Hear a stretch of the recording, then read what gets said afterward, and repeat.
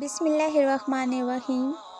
اپنی شخصیت کو اتنا پاکیزہ بنائیں، اگر کوئی آپ کو فالو کرے تو جنت کا مسافر بن جائے۔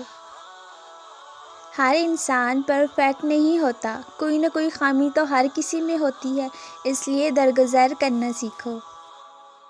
اللہ پاک ہر اس شخص کو سکون دے جو اپنی حالت ظاہر کسی سے کہنے سے قاصر ہے۔ جیسے پھول اپنے وجود کی گواہی اپنی خوشبو سے دیتے ہیں، ایسے ہی بندہ مومن اپنے ایمان کی گواہی اپنی خوبصورت اخلاق سے دیتا ہے۔ انسان کو اللہ کی محبت تب نظر آتی ہے جب اسے دنیا کی محبت تھکا دیتی ہے۔ سوچ اگر خوبصورت ہو تو اللہ پاک تقدیریں بھی بدل دیتا ہے۔ جس کے دل میں سچی انسانیت ہو، اس کی سوچ ہمیشہ یہی رہے گی، مجھے ملنے والا غم کسی کو نہ ملے اور جو خوشی مجھے ملی وہ سب کو ملے۔ زندگی کی الجھنیں سلجھ جاتی ہیں، اللہ تعالیٰ راستے نکال دیتا ہے، اس کی حکمت ہماری سوچ سے پرے ہے۔ ضرورت صرف یقین کی ہے، ایمان کی پختگی کی ہے۔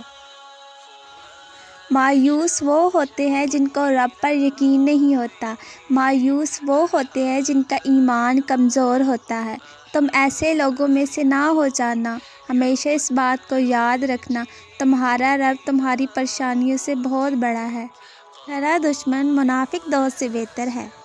زندگی میں مشکلات آتی ہیں، سنو کبھی صراط مستقیم پر چلنا نہ چھوڑنا، کیونکہ یہ راہ کھو جائے تو بہت کم لوگوں کو دوبارہ ملتی ہے۔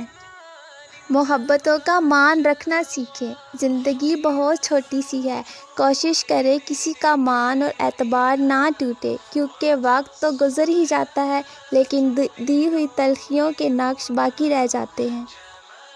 کسی کے راستے میں مشکلات پیدا کرنے سے پہلے سوچ لیں، آپ اس کی تو صرف دنیا خراب کر رہے ہیں لیکن اپنی آخرت تباہ کر رہے ہیں۔